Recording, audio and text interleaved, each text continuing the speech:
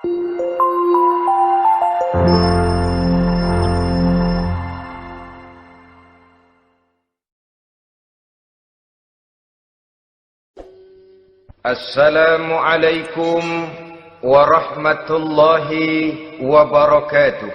Waalaikumsalam warahmatullahi wabarakatuh. Bismillahirrahmanirrahim. Alhamdulillahi rabbil alamin. Wal aqibatu lil muttaqin. Wala udwana illa 'alal zalimin. والصلاة والسلام على أشرف الأنبياء والمرسلين سيدنا ومولانا محمد وعلى آله وأصحابه المجاهدين الطاهرين أما بعد. Saudara-saudara kaum muslimin rahimakumullah. Salah satu kelebihan makhluk bernama manusia, yaitu bahwa Allah subhanahu wa ta'ala menghiasi hidup manusia ini dengan syahwat, atau yang lazimnya kita sebut sebagai hawa nafsu. Inilah tenaga yang merupakan daya dorong yang melahirkan dinamika dalam kehidupan manusia, yang menyebabkan terus-menerus terjadinya perkembangan dalam sejarah peradaban dan kehidupan manusia. Hawa nafsu bisa melambungkan seseorang kepada puncak kejayaan, dan hawa nafsu dapat menenggelamkan seseorang ke dasar jurang kehancuran yang paling dalam. Pada surah Ali Imran ayat 14, Allah subhanahu wa ta'ala berfirman, A'udzu billahi minasy syaithanir rajim. Zuyyina lin-nasi hubbus syahawati minan nisa'i wal banin wal qanatiril muqantarati minadh dhahabi wal fiddah wal khairil musawwamati wal an'ami wal harth. Dzalika mata'ul hayatid dunya. Wallahu indahu husnul ma'ab. Mari kita perhatikan ayat ini lebih dekat lagi. Allah subhanahu wa ta'ala menjelaskan, Zuyyina linnasi hubbus syahawat. Makhluk manusia itu dihiasi dengan hawa nafsu. Dengan kata lain, hawa nafsu adalah perhiasan. Manusia tanpa hawa nafsu sama saja dengan orang yang tidak berhias, monoton, tidak mempunyai perkembangan dalam gerak kehidupannya. Tetapi kalau hawa nafsu adalah perhiasan, maka jika kita berbicara soal perhiasan, ada dua hal yang harus menjadi catatan pokok. Pertama, kapan satu perhiasan boleh kita pakai? Yang kedua, di mana perhiasan itu harus kita pakai? Kalau saudara berdandan rapi, pakai sepatu dengan kaos kaki, celana, jas, pakai dasi segala macam, tapi itu saudara lakukan pada saat saudara akan pergi ke WC, maka saudara sudah memakai perhiasan tidak pada waktu yang tepat. Begitupun sebaliknya, kalau jam tangan saudara pakai di kaki, kopiah saudara pasang di kaki, lalu sepatu naik ke atas jidat, maka saudara memakai perhiasan tidak pada tempatnya yang tepat. Demikian juga sifat yang bernama nafsu. Kapan dia boleh diperturutkan, di mana dia boleh disalurkan, adalah tugas daripada agama untuk mengatur syahwat atau hawa nafsu. Lihatlah kehidupan malaikat. Malaikat makhluk yang diciptakan Allah tanpa hawa nafsu. Maka kehidupan malaikat monoton. Malaikat tidak mempunyai peradaban dan kebudayaan. Malaikat adalah makhluk yang secara instinktif diciptakan untuk berbakti, tidak punya alternatif atau pilihan lain. Saudara lihat, ada malaikat yang sejak diciptakan diperintahkan untuk sujud, sujud saja sampai sekarang, enggak bangun-bangun. Ada malaikat yang sejak diciptakan diperintahkan untuk tasbih, tasbih saja, yang lain tidak. Ada malaikat yang sejak diciptakan diperintahkan mencabut nyawa, nyawa saja urusannya, yang lain tidak. Pekerjaannya monoton, tetapi memang karena tidak ada hawa nafsu, tidak ada kecenderungan malaikat untuk nyeleweng. Belum pernah kita dengar misalnya ada malaikat Jibril korupsi ayat. Ini kelihatannya ayat bagus ini, nggak usah disampaikan kepada bawahan Muhammad, dipakai sendiri saja. Tidak. Kita belum pernah dengar malaikat maut keliru mencabut nyawa orang yang belum waktunya modar. Belum pernah. Malaikat itu ibadun mukramun, la ya'sunallaha fima amarahum wa yaf'aluna ma yu'marun. Maka kehidupan malaikat adalah monoton. Dinamika tidak ada, peradaban dan kebudayaan juga tidak ada. Andai kata bumi dan seluruh isinya diserahkan kepada malaikat untuk mengisinya, barangkali saudara tidak akan pernah kenal jembatan Semanggi, saudara tidak akan pernah kenal Monas, gedung-gedung bertingkat, gedung-gedung pencakar langit. Semua yang menggerakkan itu adalah karena manusia mempunyai hawa nafsu.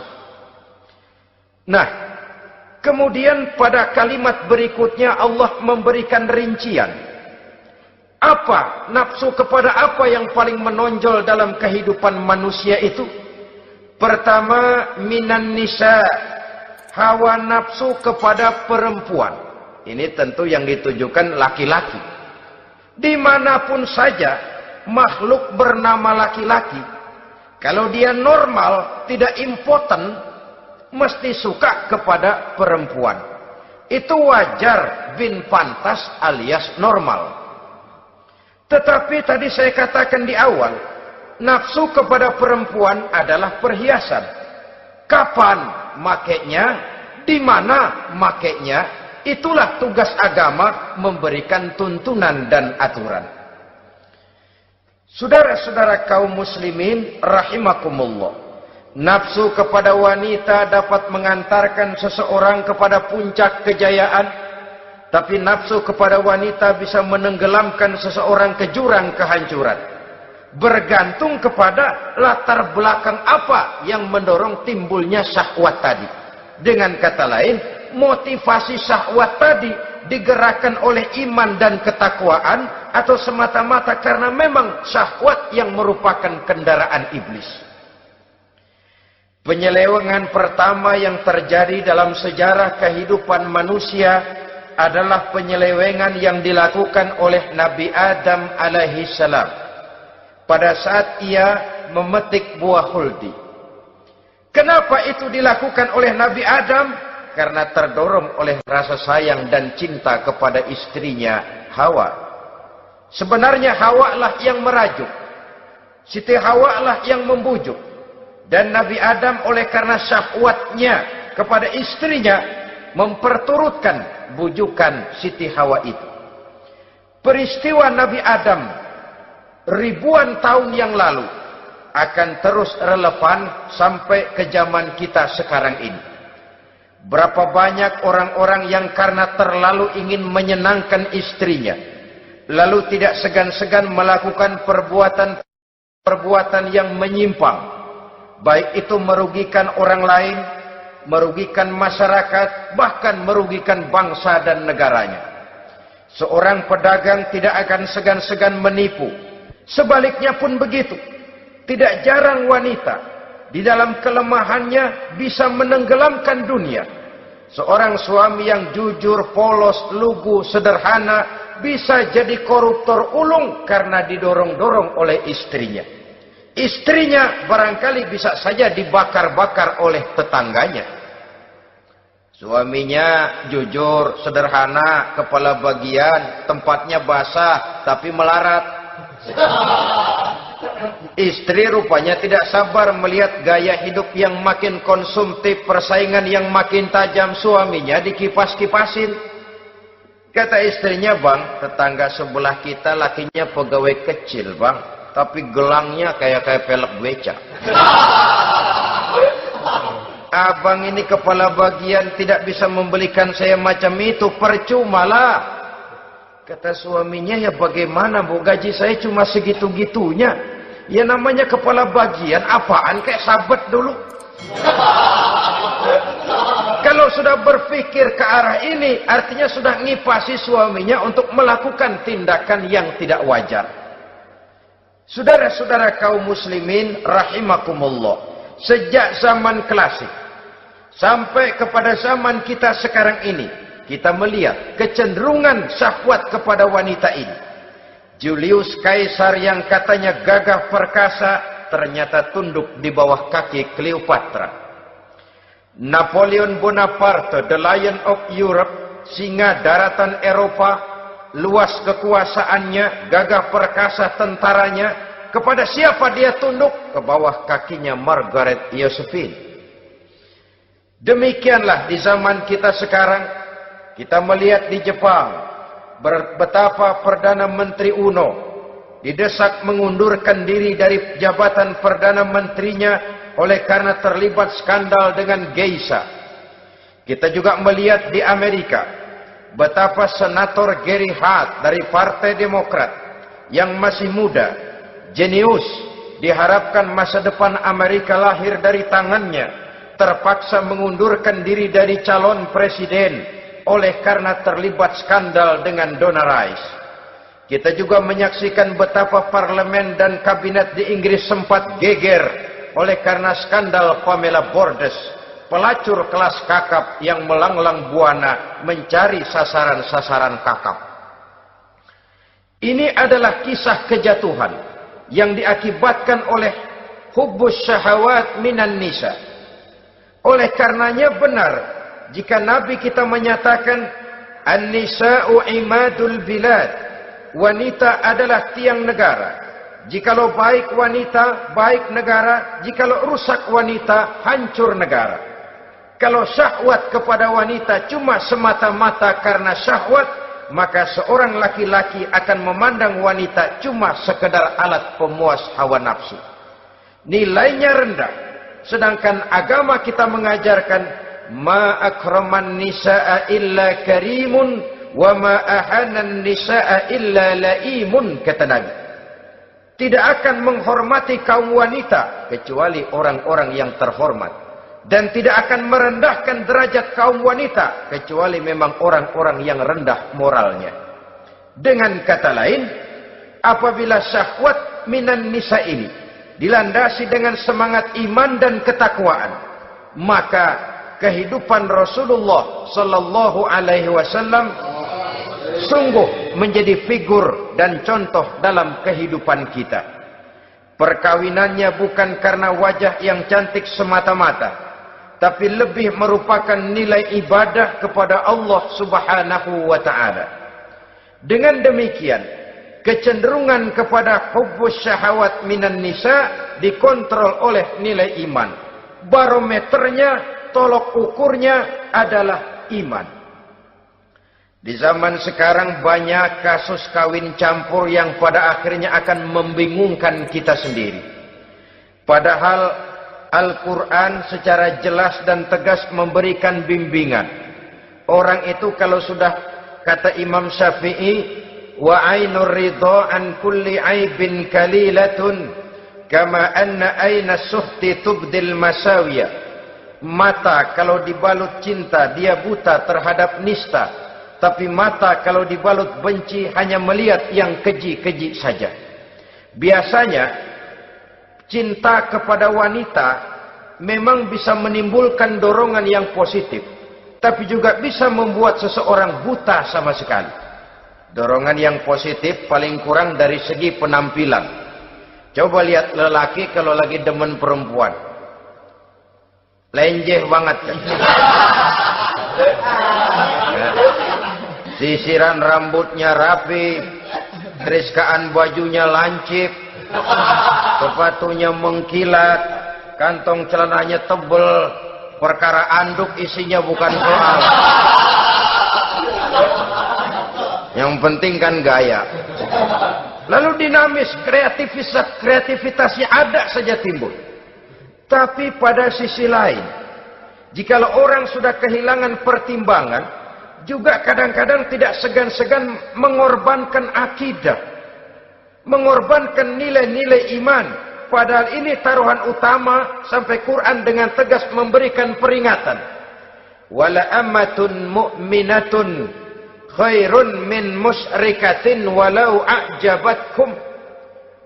Perempuan budak yang hitam legam, kalau beriman, itu lebih baik untuk dinikahi daripada wanita cantik berkulit kuning langsat tapi musyrik.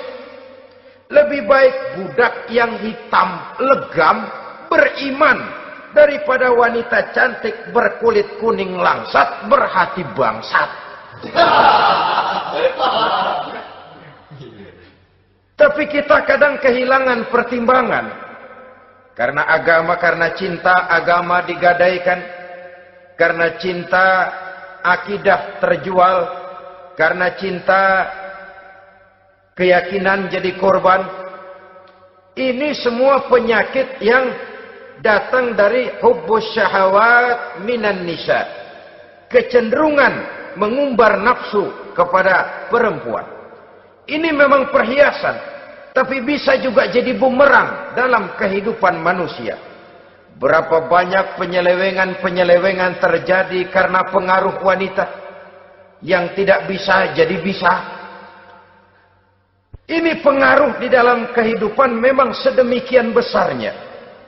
Sehingga saudara-saudara kaum muslimin, inilah yang perlu dikendalikan dalam kehidupan, kapan dan di mana. Kalau nafsu adalah perhiasan, kapan dan di mana perhiasan itu harus kita pakai? Di mana dia harus kita tempatkan? Begitu juga yang menyangkut soal perempuan. Kapan? Ya kapan? Tentu kalau sudah nikah. Di mana? Yang jelas bukan di depan umum.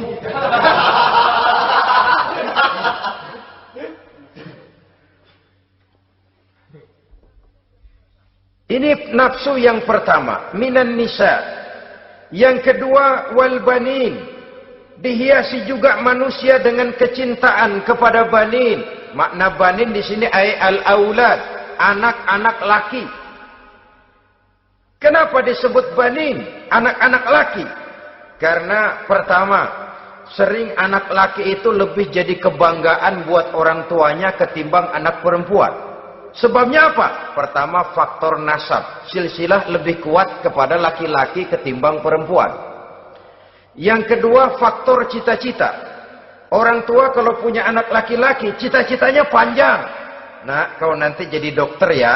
Nak, jadi insinyur ya. Nak, jadi pilot ya. Nak, jadi pengusaha ya. Nak, jadi presiden ya. Tapi kalau dia punya anak perempuan, paling, ya nak, mudah-mudahan nanti kamu dapat jodoh orang baik, nak. Dapat jodoh orang soleh. Saudara-saudara, yang ketiga, anak perempuan itu kalau sudah berkeluarga, biasanya pindah kepada lingkungan keluarga lain. Sehingga orang berkata, punya anak perempuan banyak sebenarnya seperti agen. Artinya ada yang mau bawa, kan begitu. Ada yang minta, ambil. Ada yang berminat, buntel. Paling dia nengokin orang tuanya ya lebaran. Ya syukur kalau sebulan sekali atau seminggu sekali. Tapi minimnya kan lebaran. Dengan demikian dari garis nasab ini lebih kuat al-banin ketimbang al-banat. Manusia dihiasi dengan kecintaan kepada anak-anak. Sering karena terlalu cinta kepada anak, kita menjerumuskan anak. Terlalu sayang kepada anak, segala maunya kita perturutkan tanpa kendali dan kendala. Akhirnya sifat yang demikian itu malah mendorong anak untuk manja, tidak percaya kepada kemampuan yang dimilikinya, selalu mengandalkan kepada kebesaran, kemampuan daripada orang-orang yang dibanggakannya itu. Dan dalam kondisi demikian, kedewasaan dan tanggung jawabnya akan lambat berkembang. Maka Allah Subhanahu wa ta'ala memperingatkan bahwa harta dan anak bisa menjadi fitnah. Dalam ayat lain Allah juga memperingatkan, ya ayyuhalladzina amanu la tulhikum amwalukum wa auladukum an zikrillah. Wahai orang-orang yang beriman, jangan sampai hartamu dan anak-anakmu memalingkan kamu daripada mengingat Allah. Jangan sampai kesibukanmu kepada anak dan harta benda menyebabkan kamu sampai lupa mengingat Allah Subhanahu wa ta'ala. Berapa banyak manusia yang tenggelam dengan melupakan Allah, jauh dari agama, jauh dari tuntunan syariat, oleh karena disibukkan oleh persoalan anak dan persoalan harta benda. Maka satu-satunya jalan, jikalau kita tidak ingin anak kita sampai memalingkan kita daripada mengingat Allah, nilai-nilai keimanan harus ditanamkan kepada mereka sedini mungkin. Dengan bekal ini, maka mereka, anak-anak kita, insya Allah tidak akan membuat kita orang-orang tua ini berpaling daripada mengingat Allah, berpaling daripada kehidupan beragama. Memang karena anaklah kita orang tua peras keringat banting tulang, pergi pagi pulang sore cari nafkah. Karena anaklah kita orang tua, kepala jadi kaki, kaki jadi kepala. Asal mereka bisa menikmati hari depan yang lebih baik dari yang kita nikmati sekarang ini. Tapi berapa banyak juga orang-orang tua yang tidak sadar akan amanah berupa anak ini. Mereka lalai, mereka bersikap masa bodoh, padahal tidak akan ada yang tidak dipertanggungjawabkan di hadapan Allah Subhanahu wa ta'ala. Orang tua bisa mendapat pensiunan pahala kalau anaknya tumbuh menjadi anak yang soleh. Tetapi orang tua pun bisa saja masuk neraka karena anaknya menjadi anak yang kurang ajar dan orang tuanya sama sekali tidak pernah memberikan pendidikan yang sebagaimana mestinya.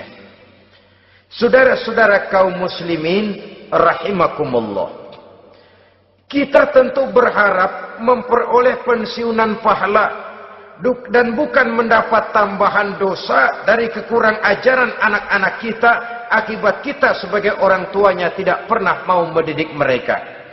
Dalam hadis ada diriwayatkan, ada anak kurang ajar, sembahyang tidak, puasa ibadah tidak, kenal Allah tidak, beriman pun tidak, dosa kelewat banyak, kejahatan berkarat. Di akhirat nanti disidang dia, ditanya, kamu kenal siapa Tuhanmu? Tidak. Kamu tahu siapa nabimu? Tidak. Kitab sucimu apa? Tidak tahu. Kiblatmu di mana? Tidak ada. Kamu sholat? Tidak pernah. Kamu puasa? Tidak pernah. Wah, kalau begitu kamu rusak sekali. Kamu neraka. Anak ini mengajukan protes. Saya menuntut keadilan. Benar saya tidak kenal siapa Tuhan saya. Saya tidak tahu apa kitab suci saya. Saya tidak pernah mendirikan sholat. Tidak pernah melaksanakan puasa. Pendeknya tidak ibadah dan tidak iman. Tapi semua itu terjadi. Sebab-sebabnya tidak lain karena orang tua saya tidak pernah mendidik dan mengajarkan saya. Orang tua saya tidak pernah mengarahkan saya ke jalan itu. Sampailah saya seperti keadaan yang sekarang ini. Orang tua saya enak-enakan ngaji, saya teler diantepin aja. Orang tua saya memegang kitab, saya megang botol. Dia tahu, dia diam saja. Dia tahu dan dia tidak memberikan peringatan. karena orang tua saya lah, maka saya jadi seperti sekarang ini. Kalau saya harus masuk ke dalam neraka, saya menuntut keadilan agar orang tua saya juga ikut bersama saya gabung ke dalam neraka. Orang tuanya yang baik-baik dipanggil, sudah mau berangkat ke surga nih orang tua, dipanggil, "Ntar dulu mas, ini dulu." Mau kemana, gancang banget? Surga pak, nanti dulu urusan belum beres. Ini benar anakmu ini? Dilihat anaknya, iya anak saya ini. Waktu di dunia nggak pernah diajarin ngaji, nggak pernah. Sampai dia nggak kenal Tuhannya, nggak kenal nabinya, nggak kenal kiblatnya, nggak kenal kitabnya. Iya. Dia sembahyang, kamu dia nggak sholat, kamu diemin aja. Iya kali. Kenapa pakai kali? Yang benar ngomong. Ramadan dia nggak puasa, kamu nggak tegur, kamu diam saja. Iya. Wah, kamu nggak tanggung jawab. Kamu tahu anak itu adalah amanah. Menyia-nyiakan amanah adalah khianat. Khianat adalah dosa besar. Jadi bagaimana saya? Ya kamu gabung sama anakmu, join ke neraka berdua bareng. Lantaran kamu tidak mau mendidik mereka, anak-anakmu, maka jadilah anak-anakmu seperti sekarang ini. Saudara-saudara kaum muslimin rahimakumullah. Sebaliknya, jikalau anak-anak kita yang kita cintai ini, yang merupakan buah hati belahan jantung, tumbuh dan berkembang menjadi anak-anak yang soleh, yang bermanfaat bagi masyarakatnya, bagi agama, bangsa dan negaranya, kita orang tuanya bolehlah tentram menerima pensiunan pahala. Menerima pensiunan pahala dari kesolehan anak yang ditinggalkannya. Alangkah nikmatnya mendapat pensiunan pahala. Terbaring kita di bawah pohon kemboja, nilai kebaikan kita dikenal orang, nama kita akan tetap hidup. Oleh karena kita meninggalkan anak-anak yang tumbuh menjadi generasi yang soleh, bukan anak yang salah. Oleh karenanya, kecintaan kepada anak jangan sampai membuat kita lalai dari mengarahkan mereka kepada kehidupan beragama. Di zaman sekarang ini, kecenderungan kita mengarahkan anak pun sudah kepada kecenderungan yang berbau materialistis. Maka yang ramai bagaimana anak bisa mengejar program MBA, Master of Business Administration, supaya keluar bisa jadi manajer. Bagaimana anak lalu kursus komputer, supaya keluar menjadi tenaga yang canggih di bidang komputer. Ya, kalau dia perempuan cantik, bagaimana dia bisa masuk Akademi Sekretaris and Management, supaya bisa jadi sekretaris. Atau bagaimana dia bisa masuk sekolah nyanyi, supaya nanti jadi penyanyi dengan tarik suara, uang lalu mengalir ke dalam kocek jutaan nilainya. Maka yang ramai pun hal-hal yang semacam itu. Dalam pada itu, pengajian, kursus-kursus keagamaan, studi-studi klub yang membicarakan masalah-masalah agama, ramainya kadang-kadang kalau bulan Ramadan, dianggap training center. Ya lumayan, daripada tidak sama sekali mah lumayan. Tapi dengan demikian ini kan merupakan bagian terpokok dari kehidupan manusia. Alangkah idealnya jika dia mengantongi gelar MBA, Master of Business Administration, tapi punya nilai iman yang tangguh, ahli komputer, tapi punya keyakinan beragama yang mantap. Saudara-saudara kaum muslimin rahimakumullah, kecintaan kepada anak-anak sering mendorong seseorang untuk menimbulkan sifat nepotisme. Segalanya serba garis keturunan. Sejak ia jalur birokrasi sampai ke dalam kehidupan sehari-hari, nepotisme ini bisa terlihat. Orang kehilangan kondisi objektivitasnya. Mampu atau tidak, soal lain. bidangnya atau tidak bukan soal. Yang penting masih ada hubungan keturunan. Maka timbullah tumpang tindih untuk sesuatu pekerjaan yang tidak sesuai dengan kemampuan dan keahliannya. Di desa-desa kita melihat masjid, ketua masjid bapaknya, bendahara anaknya, sekretaris mantunya, Bilal besannya, kul beduk engkongnya. Pokoknya asal masih ada garis keturunan, masuk, tidak, minggir. Ini pada akhirnya kurang menciptakan pemerataan kesempatan. Iyalah kalau profesinya, tapi kan jarang yang demikian itu. Kita boleh cinta kepada anak-anak kita, tapi jangan lalu mempergunakan posisi yang kebetulan kita gunakan untuk menempatkan anak-anak kita lebih dari kemampuan yang mereka miliki. Nepotisme yang lahir. Sehingga ini bukan saja tidak mendidik, tapi mengakibatkan terjadinya tumpang tindih. Tidak lagi berprinsip the right man on the right job, bahwa orang harus ditempatkan sesuai dengan keahliannya. Tapi kita sudah berpikir subjektif, ahli atau tidak ahli, asal masih berbau keturunan, ayo silakan. Nepotisme yang akan lahir. Oleh karenanya, mencintai anak adalah sesuatu yang merupakan perhiasan di dalam kehidupan. Wajar, tetapi harus kita menempatkannya sesuai dengan semestinya. Ini yang kedua. Yang ketiga, nafsu yang menghiasi hidup manusia itu adalah nafsu kepada wal qanatiril muqantarati minadz zahabi wal fiddah. Al-qantarah ay al-malul katsir. Kecintaan, kesenangan, nafsu kepada harta benda yang banyak daripada emas dan perak. Ini tentu sesuai dengan situasi dan kondisi.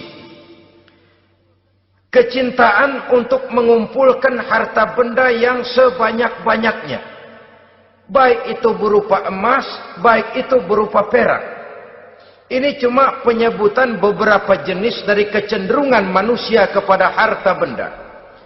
Bukankah sering dikatakan orang bahwa manusia di dalam berhadapan dengan harta itu seperti meminum air laut. Makin diminum, makin kering tenggorokan, makin haus kita dibuatnya. Apabila watak ini kita perturutkan, maka manusia tidak akan pernah kenal puas, tidak akan pernah kenal cukup. Nabi kita memberikan peringatan. Lau anna libni Adam wadiyani min zahabin labtagha lahu mathalisan wa la yamla'u jawfa ibni Adam illa turab. Andai kata manusia mempunyai dua buah ladang yang seluruhnya berisi emas, akan puaskah manusia? Tidak. Mereka akan cari ladang emas yang ketiga. Wala yamla'u jawfa ibni Adam illa turab. Sungguh mulut manusia ini tidak akan pernah penuh terisi kecuali kalau sudah disumpal dengan tanah. Artinya kalau sudah dia dipendam di liang lahat baru cukup. Tetapi sepanjang dia masih bergerak, masih hidup dan bernyawa, masih bisa berusaha dan berbuat, dia tidak akan pernah mengenal puas. Ini akan mendorong manusia terjebak kepada menghalalkan segala cara untuk mencapai tujuan. Yang penting kaya, kan begitu. Dan cepat. Sebab sekarang orang sering motong kompas. Yang penting kan cepat kaya. Soal cara, kalau jujur aja mah, sampai kapan mau kaya? Perkara itu renten, bukan soal. Perkara itu judi, tidak jadi masalah.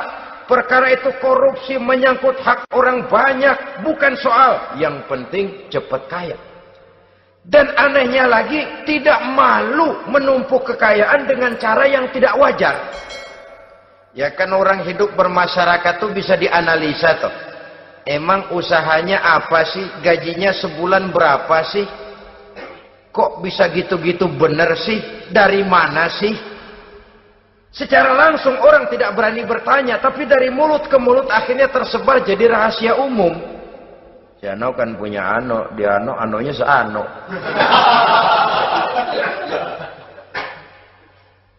Ini bisa jadi bahan pertanyaan dalam kehidupan, akhirnya jadi gunjingan.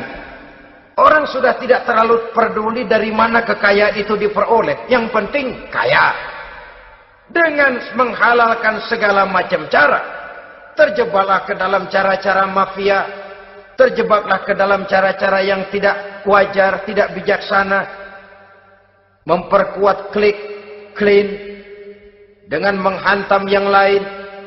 Saudara-saudara kaum muslimin rahimakumullah.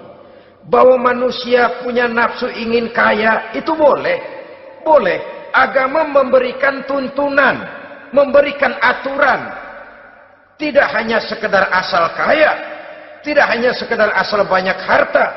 Malahan, hadis menyatakan, kalau saudara diberikan umur panjang, pertanyaan akhirat cuma satu kok.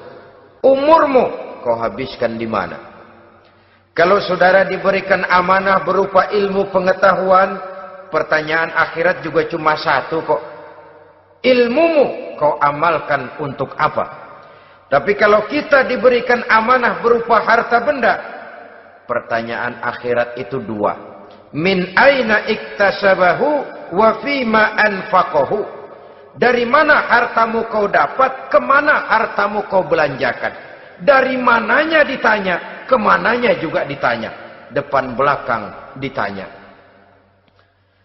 Dan kalau mempergunakan harta untuk kesenangan syahwat, orang berani bukan main. Tapi kalau untuk kepentingan agama, yang hakikatnya untuk kepentingan dirinya sendiri, berat seperti nyabut bambu dari ujung. Orang kalau menyumbang masjid 100.000, itu kan zohirnya memberikan panitia masjid. Tapi hakikatnya kan dia nabung buat dirinya sendiri.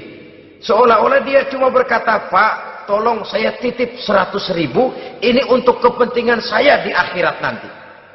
Silakan uangnya mau dibelikan semen, pasir, kaca, pintu, jendela, silakan. Saya cuma titip, ini untuk saya di akhirat nanti. 100.000 Pak.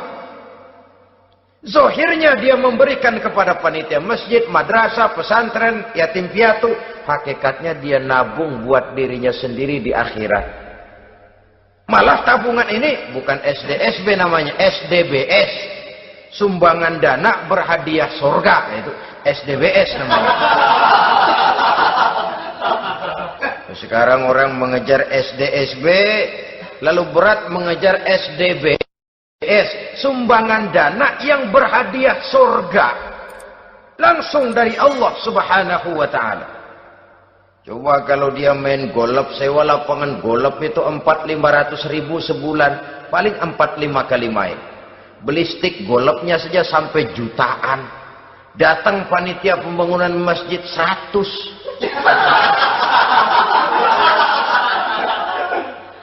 Minta didoain masuk surga lagi. Surga 100.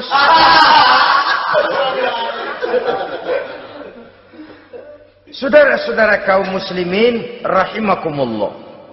Kecintaan kepada harta benda yang banyak, baik berupa emas, berupa perak, mendorong orang untuk berlomba-lomba yang Allah peringatkan dalam Al-Quran, Alhaakumut takatsur hatta zurtumul maqabir. Kamu telah lalai akibat kamu berlomba-lomba memperbanyak materi dunia. Hatta zurtumul maqabir, sampai kamu dekat masuk ke liang kubur, baru rupanya sadar bahwa perlombaan ini tidak akan pernah sampai ke garis finish. Betapapun jauhnya rally Paris-Dakar, garis finishnya ada. Betapapun hebatnya medan yang ditempuh, buasnya gurun pasir Afrika, garis finishnya pasti ada. Itu kan rally yang terbuas di dunia katanya, Paris-Dakar. Tapi garis finishnya ada. Namun jikalau kita berlomba memperbanyak harta, kita tidak akan pernah sampai ke garis finish. Yang kecil-kecilan aja dah. Kalau orang ditanya, kamu kenapa sih belum mau sembahyang? Ya bagaimana mau sembahyang Pak, tinggal di Jakarta masih kontrak. Coba habis tahun diubur-ubur yang punya rumah. Kalau punya rumah sendiri walaupun kecil-kecilan saya mau ibadah Pak. Ya, diberikan rezeki oleh Allah bisa bikin rumah walaupun kecil-kecilan. Belum juga mau sembahyang. Kok belum juga sembahyang? Iya Pak, rumah emang udah punya sendiri, cuman kecil Pak. Atasnya atap, kalau hujan aja bocor.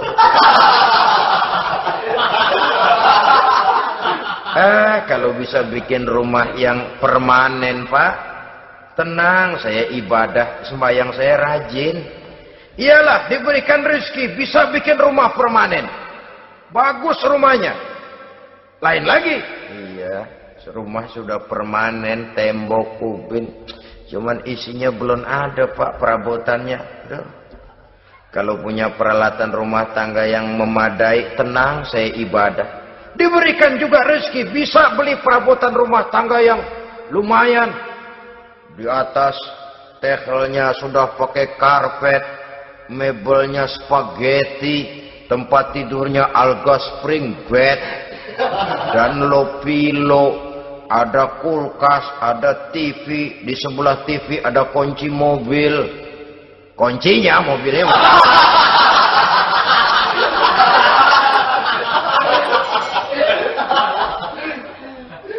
Bagaimana? Sekarang sudah cukup perabotan. Perabotan sudah ada Pak, cuman kendaraan belum punya ini. Kemana-mana masih ngukur jalanan aja. Kalau punya kendaraan enak, kemana-mana cepet Pak, mau ke masjid juga getap dah, rajin. Diberikan rezeki, bisa beli kendaraan. Lain lagi nanti. Sudah punya sepeda, pengen punya motor, kepengen punya mobil, kepengen punya pesawat terbang, pengen punya kapal induk. Sudah punya kebun, pengen beli sawah, sudah punya sawah, pengen punya gunung, sudah punya gunung, laut diborong. Perlombaan materi tidak akan pernah membawa kita ke garis finish. Karena sifatnya sangat abstrak, bahkan akan mendorong kita seperti gurita. Cenderung kepada penyakit tamak bin rakus alias serakah. Dengan demikian saudara-saudara, bahwa kecintaan kepada harta merupakan nafsu, dan nafsu itu adalah perhiasan, dia bisa menjadi daya dorong positif. Kalau dalam upaya memperoleh harta itu kita tidak akan keluar dari tujuan keridhaan Allah. Saya cari nafkah, tapi yang Allah ridho. Saya ingin kaya, tapi dengan cara yang Allah ridho. Ini kunci yang akan menyelamatkan kita manusia dari perangkap menghalalkan segala cara. Ini yang ketiga. Yang keempat, dihiasi manusia itu dengan nafsu kepada wal khailil musawwamah. Kuda yang bagus, kendaraan yang bagus, kuda yang terpelihara. Al-musawwamah ada yang mentafsirkan ar-ra'iyah.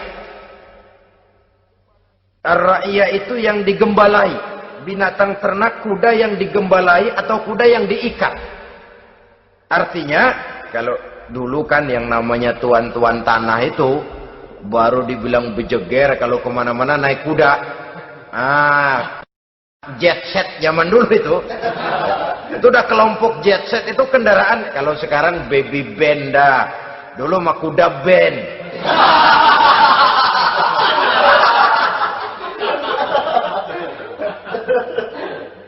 Manusia punya kecenderungan suka kepada kendaraan. Apalagi di zaman sekarang ini, wah, iklan-iklan itu kan sangat menggoda kita. Melayani segala macam bentuk penjualan. Nah, ini lalu terangsang biar duit cekak. Kalau udah ngebaca itu, wah, berani banget dah. Tahu duit nggak mungkin cukup, tapi begitu baca melayani segala macam bentuk penjualan dengan fasilitas ringan. Nah, jadi dah. Jadi juga punya mobil, jadi dah. Perkara utang itu bakal nyekek leher, bukan soal. Kasihan saudara-saudara kita di daerah-daerah yang terjebak kepada iklan-iklan merangsang yang akhirnya di luar kemampuan. Sehingga terjebak pada saat dia harus mengembalikan kredit, dia tidak mampu, barang disita, uang hangus, nyengir deh. Bekipas sembari tahlil. Habis arang besi binasa. Bahwa kita menginginkan kendaraan yang serba baik, silahkan. Tiap akhir tahun ganti merek, keluar yang baru, ganti lagi. Itu kalau orang yang mampu. Buat kita yang tidak mampu, kenapa tidak bersyukur melihat yang lebih rendah di bawah kita? Alhamdulillah kita punya mobil, tangga kita cuma punya motor. Yang punya motor, syukur kita punya motor bisa rada cepetan. Tangga sebelah punya sepeda, mana-mana kekejek mulu. Yang punya sepeda, alhamdulillah punya sepeda. Tangga sebelah kemana-mana jalan kaki. Yang jalan kaki, syukur masih bisa jalan. Temen sebelah lumpuh bertahun-tahun nggak. Yang lumpuh, alhamdulillah masih hidup. Tangga sebelah kemarin out, nggak balik lagi. Saudara-saudara, saya pikir menengok ke atas itu perlu supaya ada rangsangan kita untuk maju. Tapi menengok ke bawah pun juga lebih perlu agar kita mensyukuri yang ada dan tidak suudzon, tidak buruk sangka kepada Allah. Apa yang diberikan Allah kepada kita sekarang ini, itulah yang terbaik menurut Allah untuk kita. Saudara-saudara kaum muslimin rahimakumullah. Dahulu ada seorang pemuda, matanya buta. Dia mengeluh, ya Allah, kenapa saya dilahirkan dalam keadaan buta? Apa dosa saya? Apa salah saya? Andai kata saya tidak buta, saya melihat keindahan alam ini, saya lebih akan bersyukur kepadamu ya Allah. Nah sudah, dia berburuk sangka kepada Allah. Satu hari, ini Raja Baduy di pedalaman mengerahkan tentaranya menculik anak-anak muda. Ini Raja Baduy ini kanibal, artinya suka makan daging manusia. Anak-anak muda ini diculik. Yang masih muda-muda ya, kalau kambing muda itu kan di sop rada sedap. Rupanya ini Raja kanibal ini begitu. Anak-anak muda termasuk ya pemuda yang buta tadi itu kena culik. Ya sudah diculik, rawatlah di istana raja ini, diberikan pakaian bagus, dikasih makan serba enak. Sebab apa? Supaya badannya gemuk. Setelah gemuk nanti dipotong di sop legit. Udah, kerjanya cuma makan tidur, fasilitas nikmat, tidur enak. Udah giliran dapat 1 bulan 2 bulan kemudian, ketika mau diambil anak-anak muda ini, raja sendiri yang milih mana yang disop duluan nih. Sampai giliran anak muda yang buta ini, raja geleng kepala. Yang begini mah buta, dagingnya nggak enak. Ini satu lepas aja, lepas. Saya mau makan daging orang buta, lepas aja. Pulang ini anak muda, batinnya bersyukur, sujud syukur, ya Allah, katanya untung saya buta. Coba kalau saya nggak buta udah habis saya disop.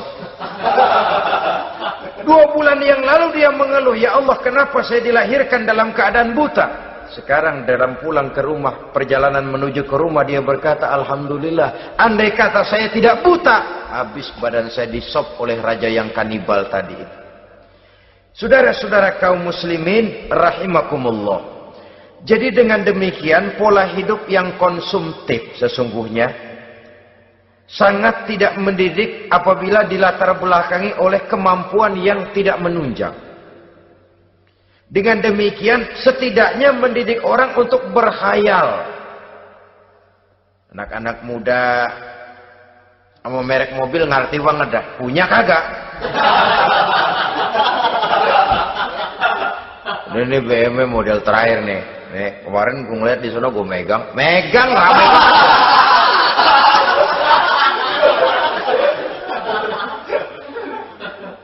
Tulul amal ini kalau tidak diimbangi dengan saluran yang positif, dia akan terjebak kepada penyakit tulul amal, panjang angan-angan. Baiklah ya, wal khailil musawwamah. Yang keempat, yang kelima maksud saya, wal an'am, cinta kepada binatang ternak. Manusia ini kan punya kecenderungan macam-macam. Setelah rumahnya bagus, hartanya banyak, kendaraannya cukup, ingin beternak. Jadilah peternak. Ini kecenderungan manusia, wajar saja sepanjang didapat dan dilakukan dengan cara-cara yang wajar. Wal hars, dan tumbuh-tumbuhan, bertani, bersawah, berladang, itu merupakan kecenderungan daripada manusia. Keseluruhan itu kata Allah, kecintaan kepada wanita, kepada anak, kepada harta benda, kepada kendaraan, kepada binatang ternak, kepada tumbuh-tumbuhan, zalika, semua itu mata'ul hayatid dunya, merupakan kesenangan hidup dunia. Berapa lama kesenangan hidup dunia? Sebentar, seumur manusia. Seumur manusia. Bahkan kadang-kadang pada saat dia masih hidup pun orang tidak sepenuhnya sempat menikmati kesenangan hidup dunia. Apabila ajal datang, selesailah kehidupan dunia sampai di situ. Orang-orang kafir, buat mereka surganya di dunia ini. Bila kehidupan di dunia selesai, selesailah sudah surganya sampai di situ. Kesemua itu, kata Allah, merupakan kesenangan daripada kehidupan di dunia. Wallahu indahu husnul ma'ab, dan Allah mempunyai tempat kembali yang sangat baik. Nah, setelah Allah menjelaskan semua itu, pada ayat yang ke-15 Allah memberikan jalan keluarnya. Memperturutkan nafsu kepada wanita, anak-anak, harta benda, kendaraan, binatang ternak. Bijaksanakah itu? Dalam ayat ke-15 surah Ali Imran ini Allah memberikan penjelasan tuntas. Qul a'unabbi'ukum bi khairim min zalikum.